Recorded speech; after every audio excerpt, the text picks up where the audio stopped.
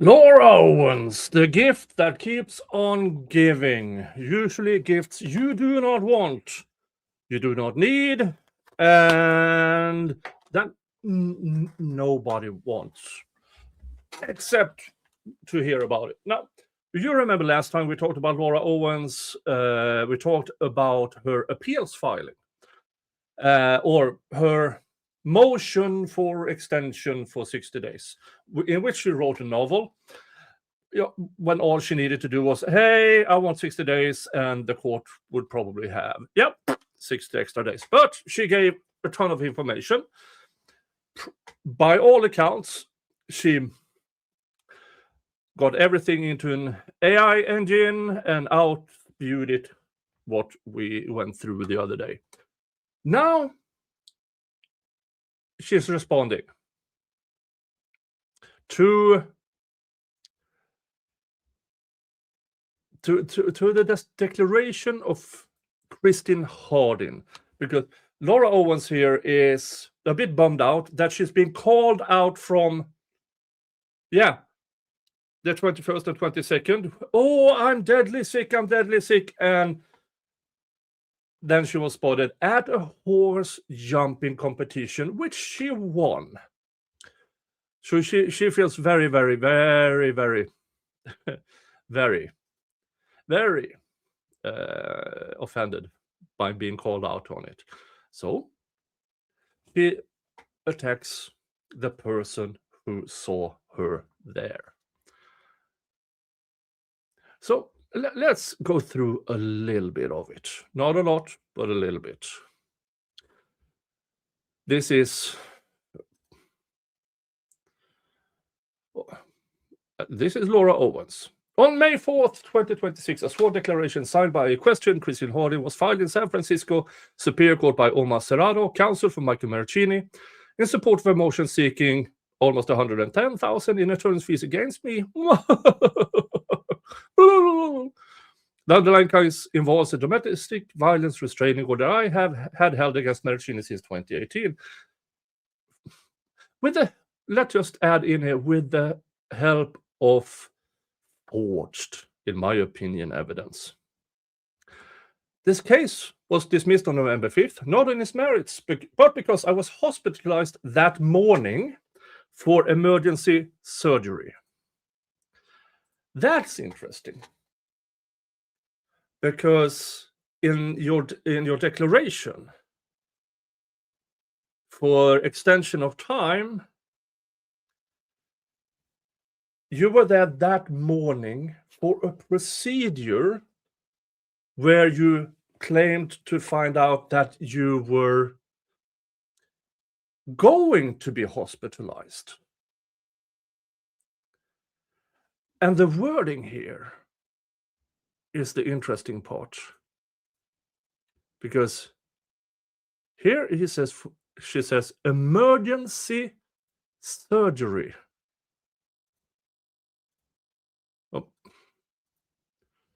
But in her motion, she wrote a medical procedure. There's a big difference here. There's an enormous difference here, mainly because here she is not sworn under the penalty of perjury. Filing to the court, she is. And isn't it weird that when she knows that she can be criminally charged with something, as she is currently in Arizona, she's very, very careful about the language.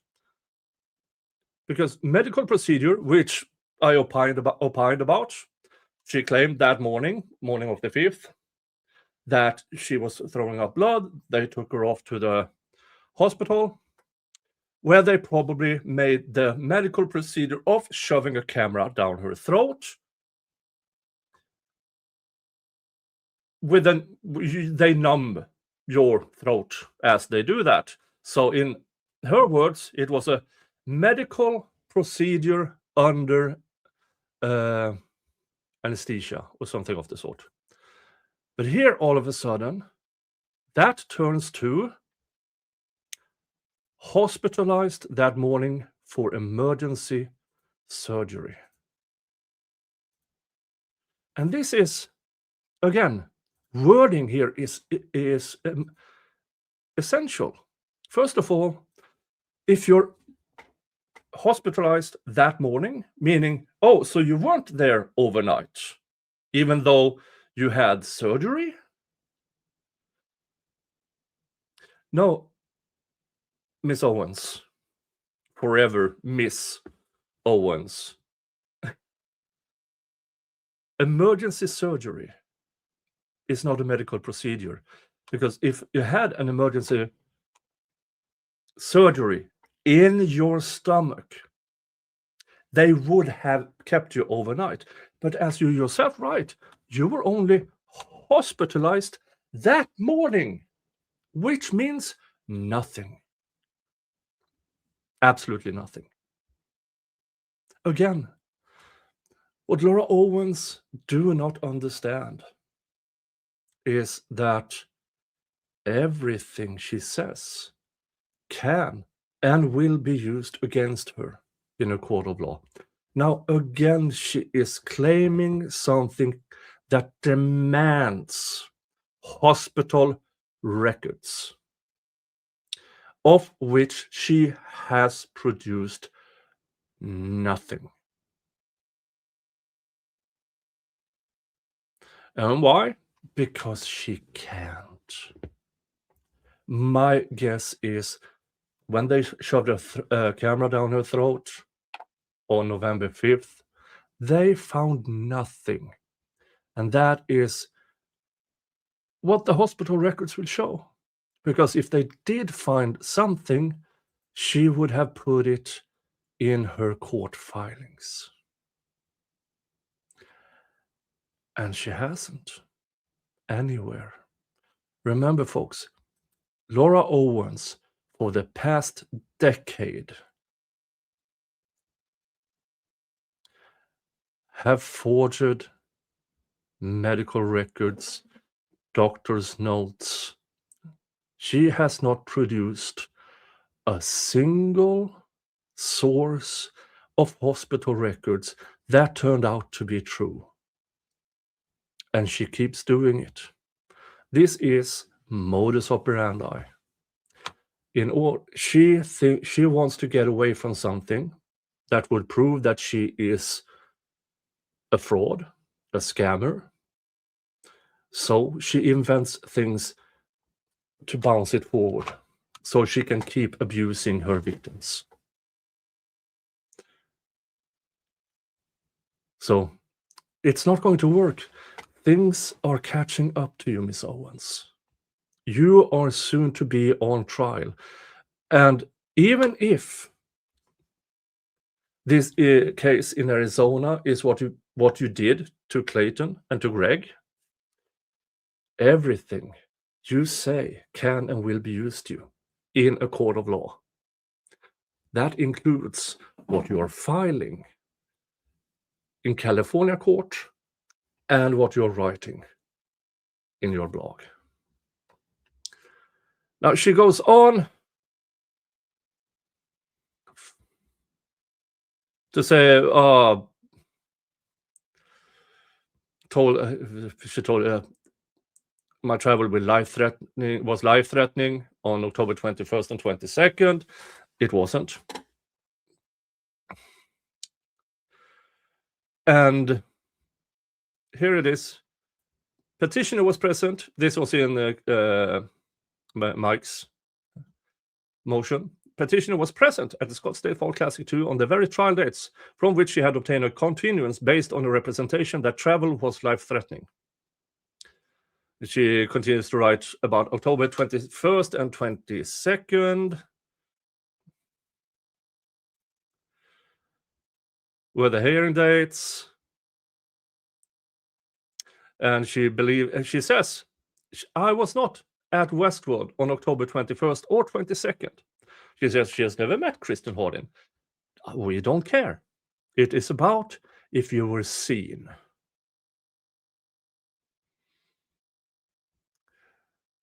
And then what follows is what the record shows what Mr. Sutter was told, when he was told it, and what he filed anyway.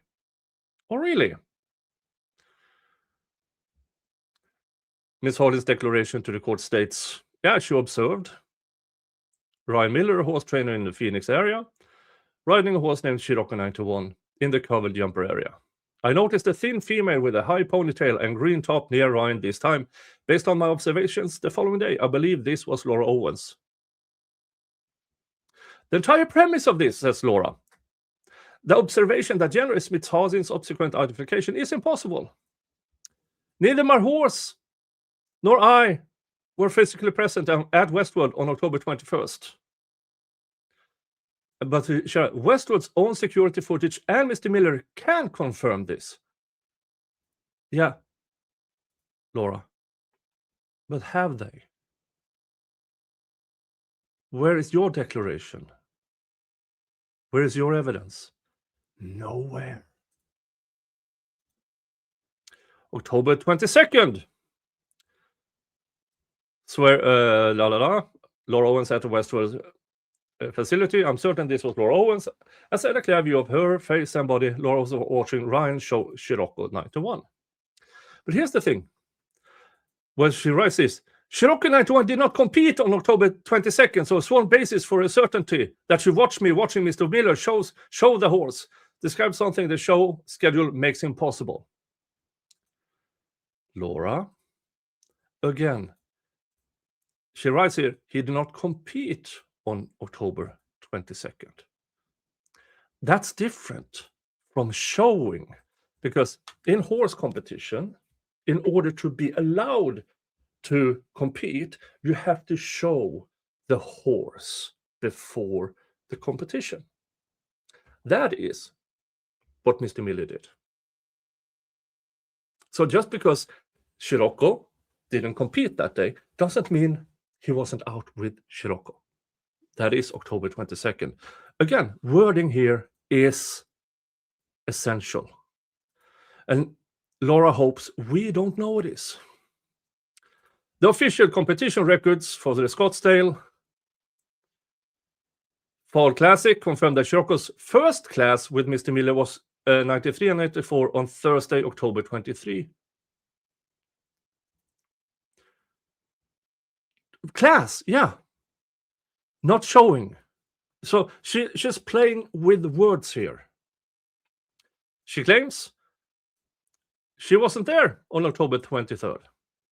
And as with October 21st, Mr. Miller and Westwood's own security footage can confirm this. Notice which date she is avoiding to say she wasn't there. October 22nd.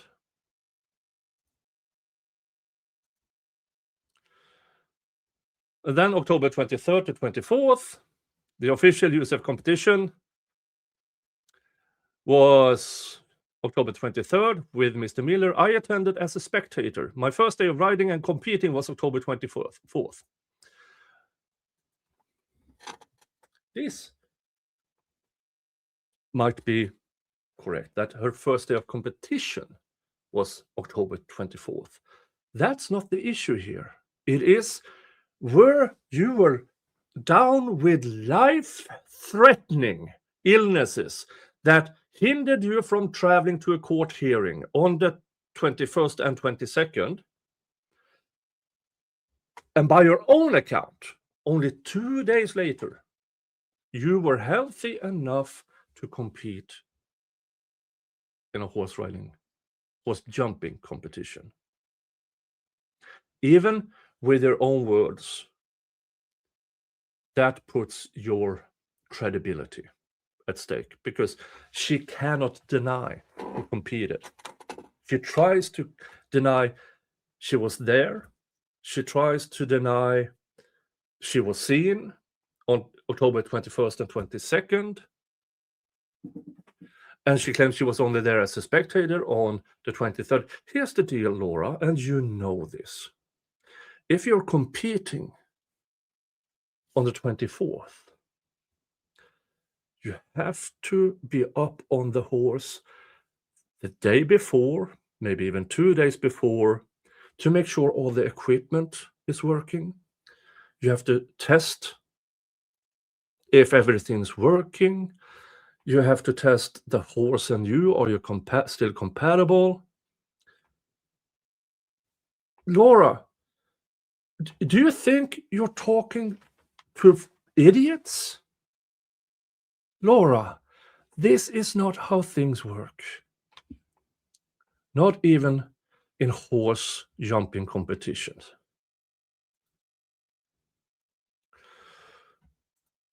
And then it's the Instagram versus reality, and she blah blah blah, and then she continues with, Mr. Omar knew what I was claiming, and he filed this anyway. He doesn't care what you say, Laura, because we know you lie all the time about everything.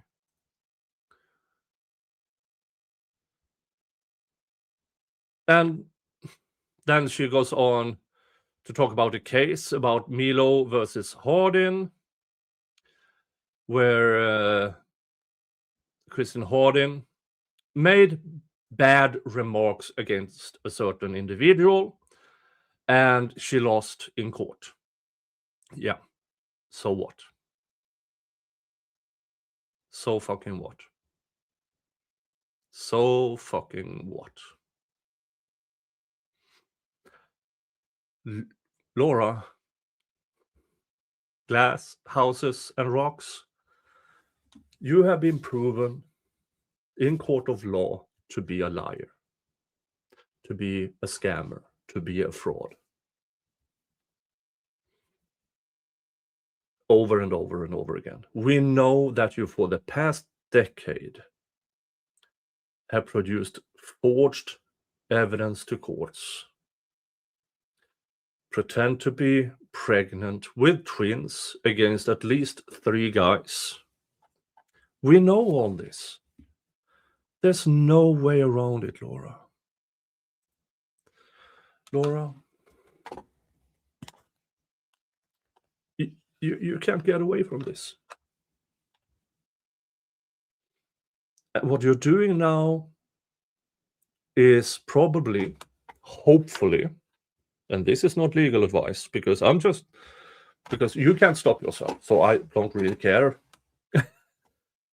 What you are doing here now in the California cases is making sure that the probability of you being charged in California as well just grows higher and higher.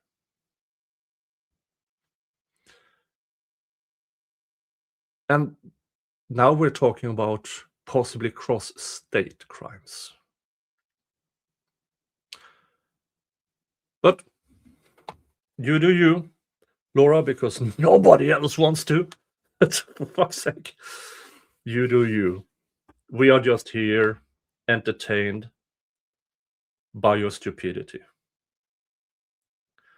Problem is that you're causing pain to others. That's not funny. Maybe a stint in prison will straighten you out, but I doubt it. This is who you are, in my opinion, Laura. A scammer and a fraud. That's all you are. That's your entire identity. All right, folks. That is what I had for you. Thanks for listening in, and you all have a good day and good evening, and I will see you all in the next stream or video. Bye-bye.